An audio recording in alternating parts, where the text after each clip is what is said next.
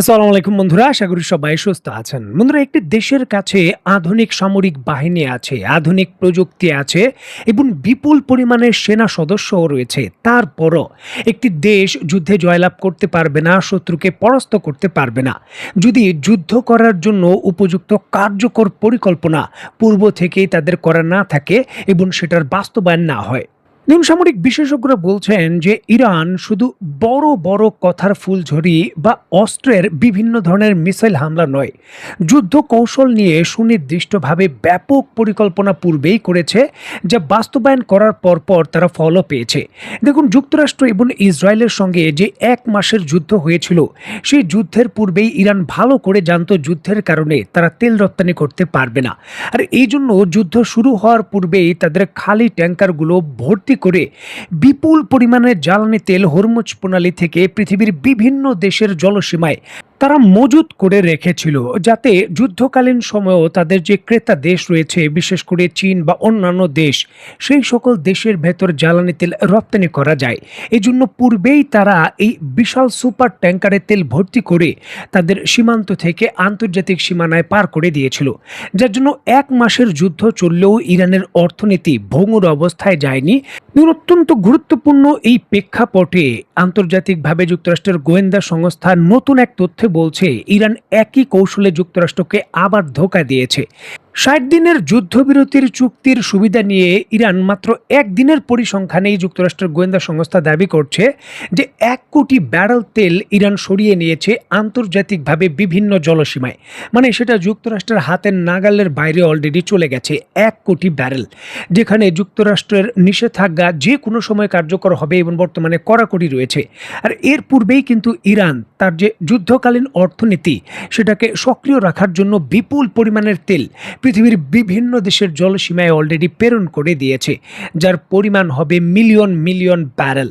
দেখুন, 10-12 দিনের ভেতর ইরান আগামী 1 মাস বা 2 মাস যুদ্ধ চললেও যে পরিমাণ তেল রপ্তানি করত, সেই তেল জাহাজে ভর্তি করে তাদের গোপন এবং শ্যাডো ফ্লিটের মাধ্যমে সেটা সরিয়ে নিয়েছে।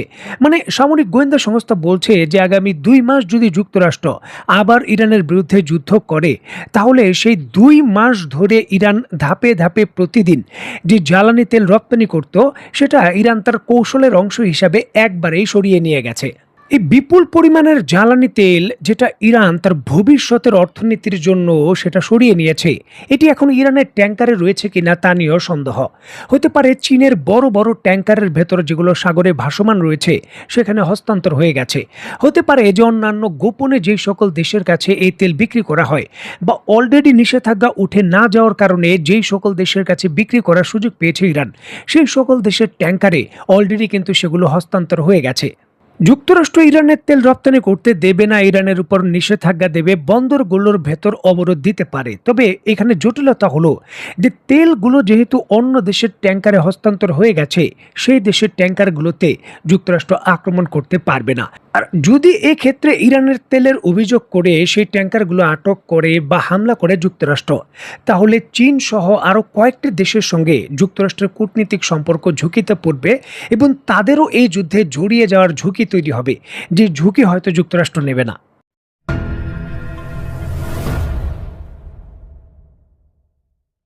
দেখুন, 60 দিনের যুদ্ধবিরতির চুক্তি যখন শুরু হয়েছিল, এরপর থেকেই ডোনাল্ড ট্রাম্প ইরানকে কেন্দ্র করে নানান ধরনের হুমকি ধামকি দিচ্ছিলেন।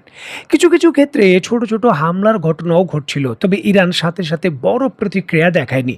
ইরান তার দীর্ঘমেয়াদী যুদ্ধের পরিকল্পনার অংশ হিসাবে ওই সময় বিপুল পরিমাণের তেল তাদের ভূখণ্ড থেকে সরিয়ে নিচ্ছিল, যার জন্য ইরান চাচ্ছিল না যে আপাতত দ্রুত সময়ের মধ্যে যুদ্ধটা শুরু হয়ে যাক, কারণ এই ক্ষেত্রে তাদের যুদ্ধের জন্য দীর্ঘকালীন যে অর্থনীতি রয়েছে তা মজবুত করার জন্য তেলের রপ্তানি দরকার, যার জন্য তারা সেটা করেছে।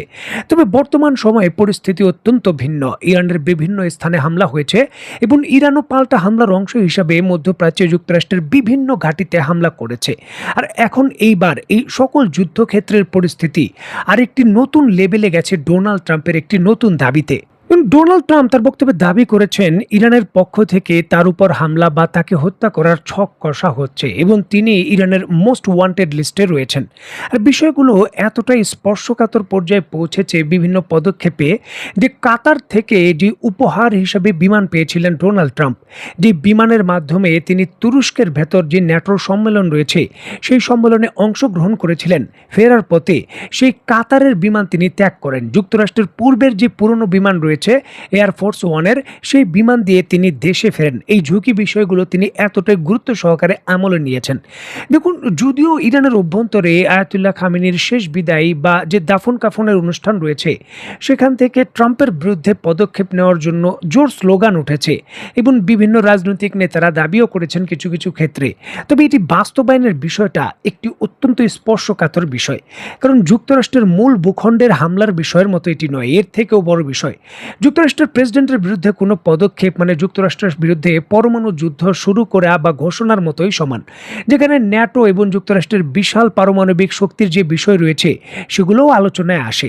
সুতরাং সামরিক বিশেষজ্ঞরা ট্রাম্পের এই গুরুত্বপূর্ণ যে দাবি রয়েছে যে ইরান তার উপর হামলা করতে পারে, এই বিষয়গুলোকে রাজনৈতিক বক্তব্য হিসেবে দেখছেন। কারণ এই ধরনের পদক্ষেপ ইরান নেওয়ার মতো কৌশলগত স্ট্র্যাটেজিক ভুল করবে না, এমনটাই বলছেন সামরিক বিশেষজ্ঞরা।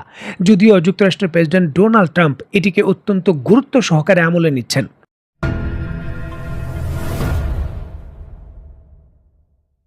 দেখুন, যুক্তরাষ্ট্র ইরানের বিরুদ্ধে বিভিন্ন ধরনের লং রেঞ্জের যে প্রিসিশন গাইডেন্স সিস্টেম মিসাইল রয়েছে তা দিয়ে হামলা করা হয়েছে টামাহক মিসাইল দিয়ে। তবে এই ধরনের মিসাইল হামলায় ক্ষয়ক্ষতির বিষয়গুলো বা একটি অবকাঠামোকে সম্পূর্ণভাবে যে ধ্বংস করার বিষয়গুলো তা অনেকটাই বলতে পারেন ইম্পসিবল।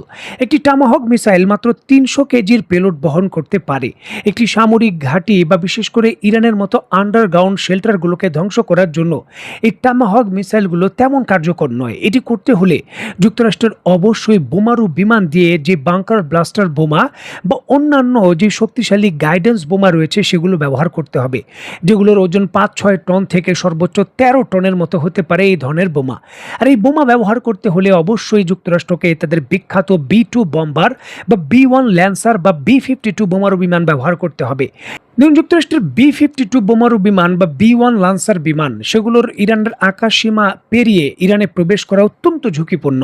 ইরানের আকাশ প্রতিরক্ষা ব্যবস্থাগুলো অত্যন্ত সক্রিয় রয়েছে, বিমানগুলো ভূপাতিত হওয়ার ঝুঁকি থাকতে পারে। আর এই জন্যই যুক্তরাষ্ট্র যদি মূল ভূখণ্ডে প্রবেশ করে বড় কোনো হামলা চালিয়ে ইরানের মূল অবকাঠামো, যেটা ইসরায়েলের পক্ষ থেকে বলা হচ্ছে অল আউট হামলা, মানে ইরানের যেই সকল বিভিন্ন ধরনের যে জ্বালানি উৎপাদন এবং তাদের যে বিদ্যুৎ কেন্দ্র রয়েছে সেগুলোকে ধ্বংস করার প্রক্রিয়া হাতে নেয়, অবশ্যই B2 বম্বারকে প্রবেশ করাতে হবে।